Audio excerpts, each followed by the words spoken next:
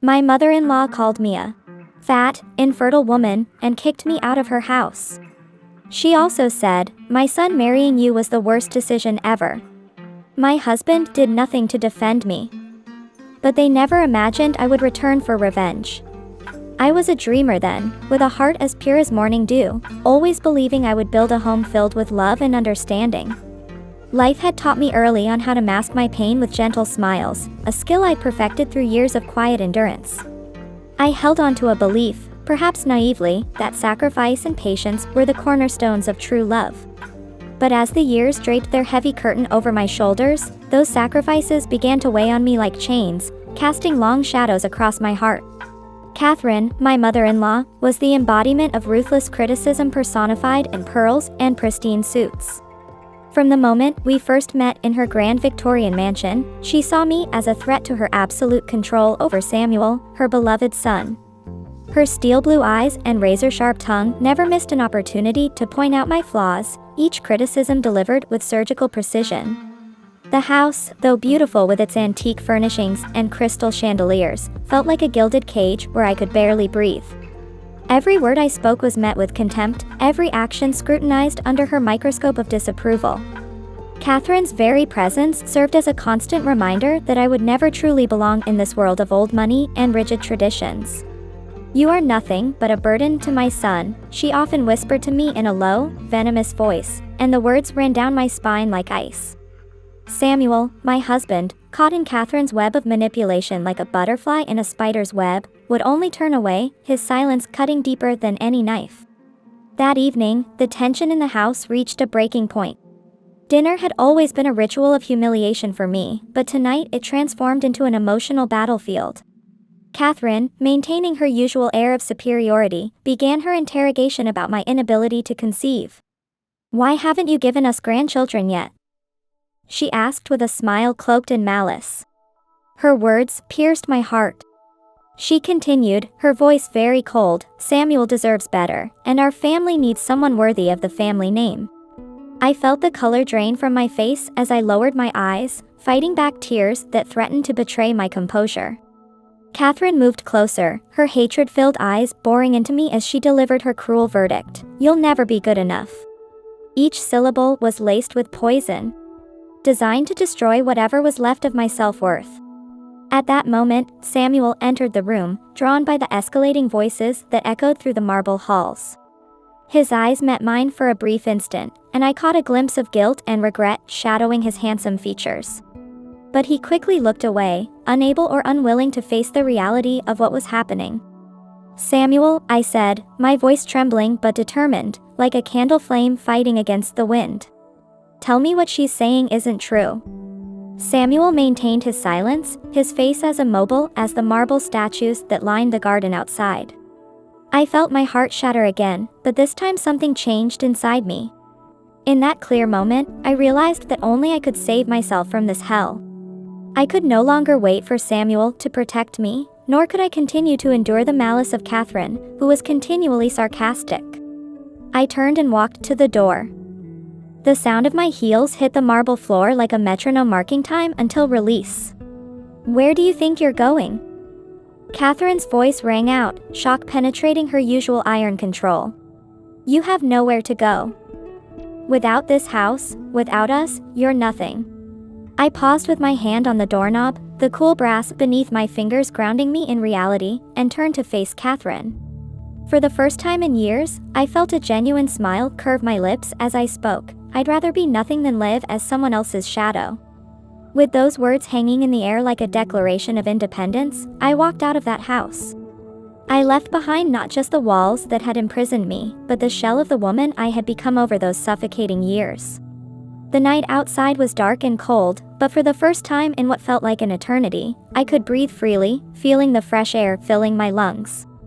I knew the road ahead would be treacherous, that I would have to face this harsh world alone like a ship navigating through stormy seas.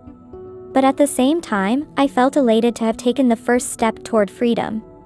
As I wandered through the unpopular streets, a plan began to form in my mind. Although it was still unclear how this would be accomplished, I was determined to regain control of my life and rebuild my life. The pain still lingered within me, a dull ache in my chest, but it was no longer about mere survival, it was about something deeper, more profound. As the night wore on, I kept moving forward, each step moving me further away from the past. In my soul, a new resolve began to take shape. Catherine and Samuel had underestimated my strength, believing they could crush me like a delicate flower beneath their feet.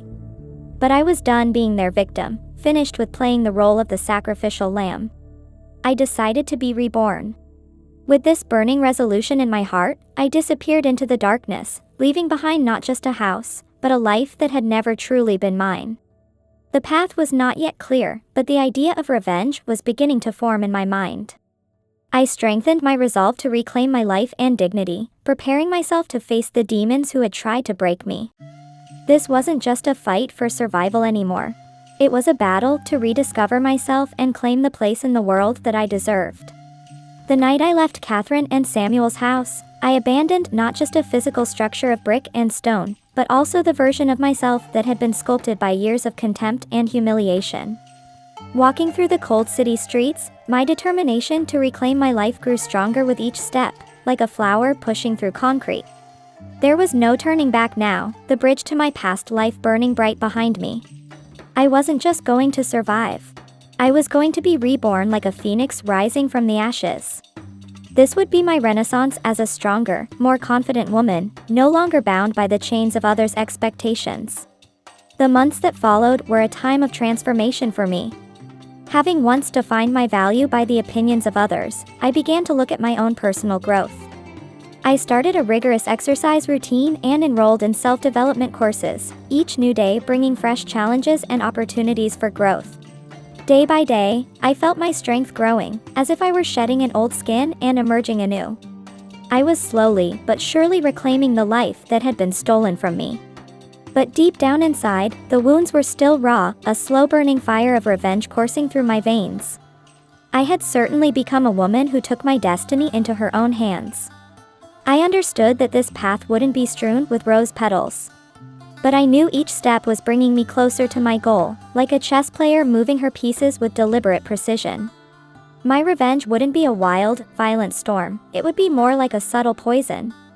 It becomes a psychological game, a power dance, that will surely drive them to the edge of insanity. I later learned from our former housekeeper, Martha, about the turmoil that was unfolding in the house I'd left behind. Martha told me that Samuel was becoming increasingly restless by my absence. During our weekly phone calls, Martha revealed that Samuel was beginning to question the decisions he'd made under his mother's influence, the doubt eating away at his certainty like rust on metal. According to Martha, cracks began to appear in his and Catherine's once solid relationship. Martha confided that Samuel was caught in an emotional tug-of-war between his loyalty to his mother and his growing regret over how he had treated me. It was like watching a rerun of my own marriage. The way Catherine's influence could twist and turn even the strongest bonds. Martha wasn't surprised to tell me that Samuel had started distancing himself from Catherine, much like I had done in my final months there. She observed Catherine's increasing paranoia during her daily duties in the house, though I couldn't help but wonder if it was paranoia or just the natural consequence of her controlling nature finally backfiring. From what Martha described, Catherine was like a spider whose web was slowly unraveling, strand by strand. It reminded me of my own mother's words from years ago: the tighter you hold on to something, the more likely it is to slip through your fingers. The irony wasn't lost on me. Catherine's desperate attempt to maintain control was the very thing causing her to lose it. As I listened to Martha's updates, I felt a mix of satisfaction and sadness. Satisfaction that truth was finally emerging, and sadness for the years we'd all lost to Catherine's manipulation. It was like watching a play I'd already performed in, but this time from the audience, with Martha as my faithful narrator. I finally decided it was the perfect time for a reappearance. I orchestrated what would appear to be a chance encounter with Samuel at his favorite downtown cafe, where Martha had mentioned he still took his morning coffee. When Samuel saw me, I could read the mixture of relief and guilt that washed over his face like waves on a stormy shore. His eyes widened as he took in the changes in me, the straight posture I'd cultivated through months of yoga, the determination that now lived in my eyes, and the serene confidence that seemed to unsettle him.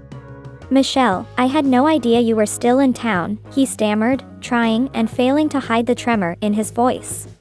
I met his gaze with a subtle yet calculated smile, one I had practiced countless times in my mirror at home. I've been here all along, Samuel, I just needed time for myself. Time to grow, to heal, to become who I really am.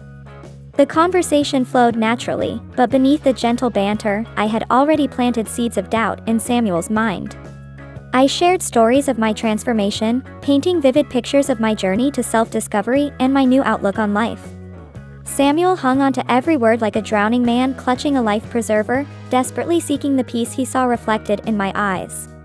Gradually, like water seeping through cracks in a dam, I began to flow back into Samuel's life. But this time I was clearly in power. I became his confidant, the sympathetic ear for his complaints about Catherine, watching as his mother transformed in his mind from protective parent to the source of all his problems. I deftly manipulated the situation, never directly accusing Catherine of anything, but throwing in subtle comments that fueled Samuel's growing animosity toward his mother. It was like watching a master plan unfold, each piece falling perfectly into place. Through my weekly calls with Martha, I learned about the unraveling of Catherine's iron grip on her son. Martha told me how Catherine, who had always maintained complete control over Samuel, was beginning to notice the changes in him with growing alarm. According to Martha's detailed observations, Samuel became increasingly distant from Catherine, not listening to her suggestions and making his own decisions for the first time in his life. The housekeeper described how this loss of control was visibly affecting Catherine, making her behavior more erratic with each passing day. Martha said she would often find Catherine pacing the halls late at night, muttering about someone poisoning her son's mind against her. Though she was desperately trying to identify the culprit, Martha told me with a hint of satisfaction in her voice, Catherine couldn't figure out who was behind these changes. In our last conversation, Martha described how this uncertainty was pushing Catherine closer to the edge, making her increasingly unstable. And in a twist of irony that wasn't lost on me, Martha explained how Catherine's growing instability was only serving to push Samuel even further away. Martha's description brought it all vividly to mind for me. The way Catherine's perfectly arranged world was crumbling. One afternoon over coffee at our usual meeting spot, Samuel finally crumbled under the weight of his home's constant tension and confessed to me. His voice was thick with exhaustion as he ran his fingers through his once perfectly groomed hair, now slightly disheveled from stress. "I don't know what to do anymore, Ava," he whispered, his handsome features twisted with anguish. His next words tumbled out like a dam breaking. "Mother's become someone I don't recognize anymore. She's so controlling, and there's no reasoning with her. I feel like I'm losing my mind." I had waited patiently for this moment, like a hunter waiting for the perfect shot, though my face showed only gentle understanding and compassion. Looking into his troubled eyes, the same eyes that had once looked at me with such love and then such indifference, I spoke softly but deliberately. I assured him, carefully measuring each word, "Samuel, you are not alone. Sometimes the people we love aren't who we thought they were. They show us their true colors when we least expect it." I paused, letting my words sink in before continuing. "I'm not trying to speak ill of your mother, but maybe it's time you started thinking about yourself for a change? About what you really want from your life." My words settled over him like a heavy blanket, and I could see them working their way into his consciousness. I watched as the seeds of doubt I had planted began to take root in his mind, spreading like ivy across an old wall. He started questioning everything. Whether he had ever truly known his mother, whether his entire life had been lived under someone else's control. These doubts grew stronger with each passing day, until every interaction with Catherine became a test of his endurance. I could see the transformation in his eyes, from confusion to realization, like watching a sunrise slowly illuminate a darkened landscape. Martha's next update revealed a new twist in our unfolding drama. She told me how Catherine, desperate to regain control over Samuel, had begun investigating my life with the intensity of a private detective. According to Martha, who overheard Catherine's phone calls, she suspected I was behind Samuel's changing attitude. Martha explained how Catherine had discovered my work at the women's shelter, where I helped survivors of domestic abuse. Through her network of social connections, Martha continued, Catherine had learned how I was using my own experiences to guide other women toward freedom. Martha described the moment Catherine realized this truth. How her face had turned pale and her hands had trembled while reading the newspaper article about our shelter's work. The housekeeper noted with a hint of satisfaction that Catherine had finally understood I was no longer the meek, compliant woman she had once despised. Instead, Martha said, Catherine now saw me as someone who had found their inner strength. A real threat to her carefully constructed world. Martha's voice grew tense as she told me how Catherine, in her desperation, had decided to confront me directly. She's planning something, Martha warned me during our last call, and she's like a cornered animal, more dangerous than ever. With calculated warmth, I accepted Catherine's invitation to discuss Samuel. When she suggested that I come to the mansion, I realized that a final confrontation was approaching. I agreed with a gracious smile. As I crossed the threshold of that grand house once more, Catherine's stern face greeted me with barely concealed hostility. I know what you're doing, Michelle, she spat out the words like venom, trying to take my son away from me. But I won't allow it. I met her fury with the calm confidence I had cultivated over months of preparation. I am not taking Samuel away from you, I replied in a steady voice. He is leaving of his own volition. He is finally seeing you for what you really are. I paused, letting my next words land with precision. Perhaps it's time for some self-reflection. To understand why everyone you claim to love eventually leaves you. I watched my words strike her like arrows finding their mark. For a moment, I saw the mighty Catherine falter, her carefully constructed world beginning to crumble around her. But like a wounded animal, she lashed out. You have no right to come here and destroy what I've built, she snarled with unbridled rage. Everything I've done has been for my son, she declared, her voice trembling with desperate conviction. I regarded her with a mixture of pity and steel in my gaze. That's the lie you've told yourself all these years, I said softly, but you can't hide the scars you've left anymore. Samuel deserves better, and deep down, you know it. I watched as Catherine's perfect mask began to crack, revealing the desperate woman beneath. But instead of surrendering, I saw something dangerous flash in her eyes. A decision being made. At that moment, I sensed she was preparing to unleash some dark family secret, a final weapon to regain control over Samuel and destroy me completely. I'll do whatever it takes, she whispered, madness dancing in her eyes. Samuel is mine. I won't let you have him. I left the mansion then, more certain than ever that I was on the right path. I knew Catherine wouldn't give up easily, but I was no longer the frightened woman she could intimidate. I was prepared for whatever storm was coming. The psychological warfare wasn't over, but this time, I held the higher ground. Martha called me late that evening with troubling news about Catherine's state of mind. She described finding Catherine alone in her room, surrounded by old photographs of Samuel as a child. According to Martha, tears were streaming down Catherine's face as she whispered over and over, "Everything I did was for you, everything." Martha's voice trembled as she told me how she had noticed doubt beginning to crack Catherine's ironclad certainty. She said she could sense Catherine's growing awareness that her control over Samuel was slipping away like sand through her fingers. Martha explained that the eerie calm before the storm was like darkness descending on the mansion. As night fell, she told me, a sense of impending doom had spread through the house, affecting everyone within its walls. Martha revealed that Catherine, consumed by paranoid fears of losing her son, had realized she needed to act quickly. With growing concern, Martha confided that Catherine had mentioned having a secret, one that would serve as her final trump card. Though Martha didn't know what this secret was, she warned me that Catherine seemed willing to use it even if it meant destroying their family bonds completely. She's desperate to get Samuel back, Martha whispered into the phone, and desperate people are capable of anything. The fear in Martha's voice told me more than her words. Something terrible was brewing in that house. Meanwhile, I had never been clearer about the path I needed to take. I was in no hurry and was completely determined to get Samuel back. In my heart burned an unshakable certainty that no one would ever manipulate me again. I had transformed from a pawn into a queen on this board of life. The scars of my past had become my armor, each painful memory strengthening my resolve to face Catherine's games head-on. As the night grew deeper, enveloping the city in its velvet darkness, an eerie silence settled over the mansion.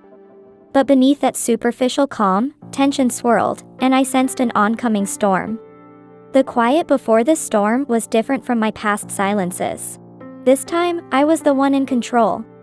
Each tick of the clock brought us closer to our final confrontation, and I was ready for whatever Catherine had planned. The woman who had once trembled before Catherine's cold stare was gone, replaced by someone who could weather any storm. I sat in my apartment, watching the city lights flicker like stars, and felt a strange peace settle over me. This was the calm of a warrior who knows her strength, not the false quiet of a victim waiting for the next blow. Martha's late-night call revealed the desperate plans unfolding at the mansion. Through her hushed whispers, she told me how Catherine was plotting to reclaim Samuel, planning to expose a long-buried secret. According to Martha, Catherine understood this revelation might destroy her own life, but she seemed prepared to take that risk. Meanwhile, Martha observed Samuel becoming increasingly agitated and confused. She noticed how my presence in his life was stirring up buried emotions. Martha described how our interactions seemed to remind him of what we once shared, while simultaneously filling him with guilt over abandoning me when I needed him most. She could see Samuel being torn between his mother's manipulation and my newfound authenticity, slowly losing his emotional balance. The situation reached its climax, Martha told me breathlessly, when Catherine finally decided to reveal her long-held truth to Samuel. Martha described how Catherine summoned Samuel to her private study, the very room where she had orchestrated every aspect of his life. She heard Catherine's trembling voice asking Samuel to sit down. Through the door, Martha heard every word of their fateful conversation. Catherine began by telling Samuel she had kept a secret for years, one that would deeply affect his relationship with me. When Samuel asked what she meant, Catherine took a deep breath and delivered the shocking truth, that my infertility was no accident. Martha's voice shook as she repeated Catherine's confession, how she had manipulated medical records and created false diagnoses to ensure I couldn't have children.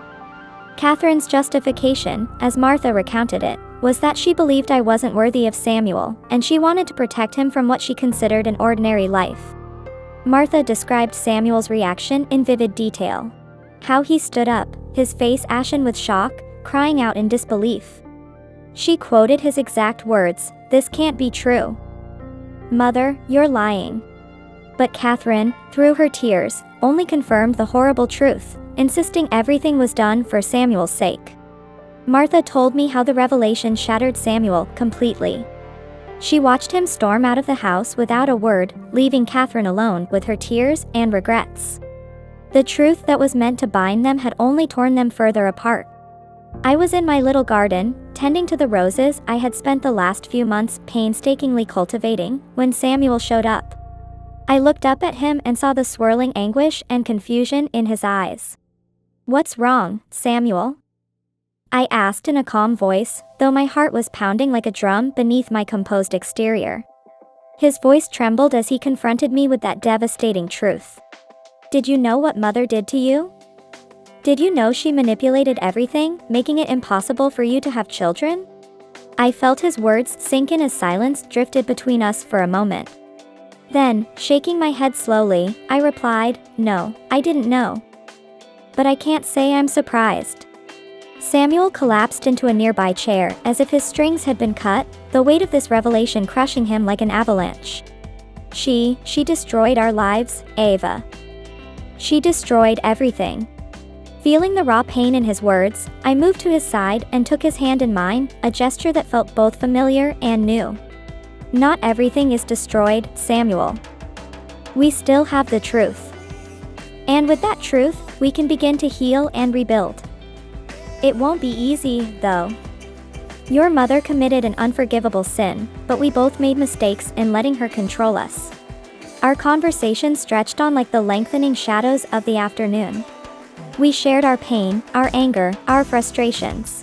Emotions that had been buried for far too long. Yet among the ruins of the past, we also discovered the possibility of a new beginning, one built on our own choices rather than Catherine's lies.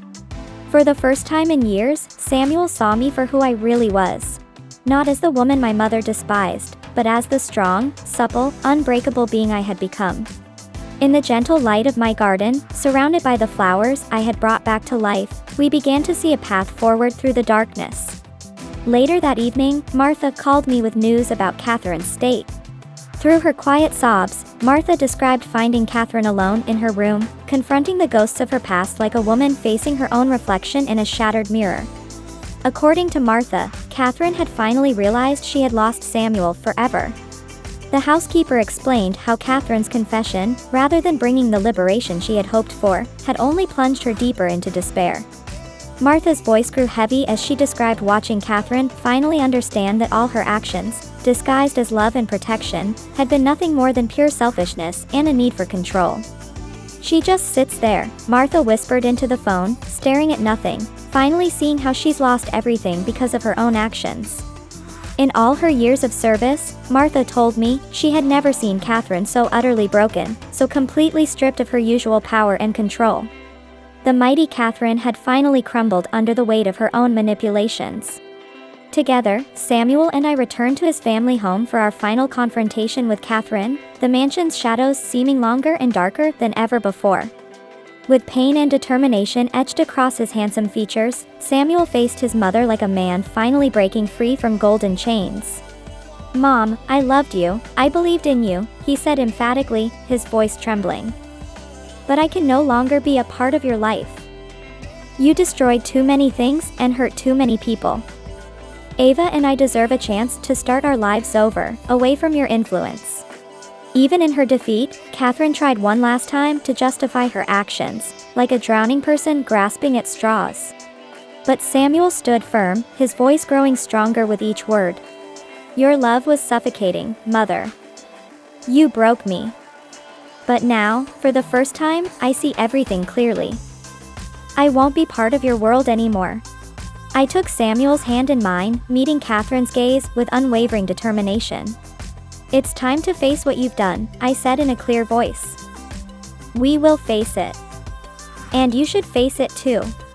We left Catherine alone in her empty house, forced to confront the bitter reality that her desperate need for control and power had driven her into complete isolation. Samuel and I walked out together, carrying hope for a new beginning in our hearts. Yet we both knew the path to healing would be long and challenging, like a winding road through treacherous mountains. Our story ended with a reflection on the price of control and manipulation, and the transformative power of forgiveness and redemption.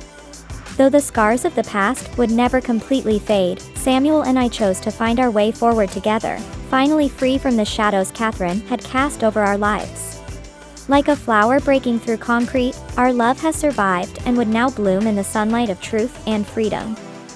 If you enjoyed this story, please share your thoughts in the comments. If you have experienced similar betrayal, feel free to share your insights. We would appreciate it if you could like this video, share it with friends and family, and subscribe to our channel. An amazing story is already queued up on your screen, so don't miss out. The best entertainment is right here. See you in the next video.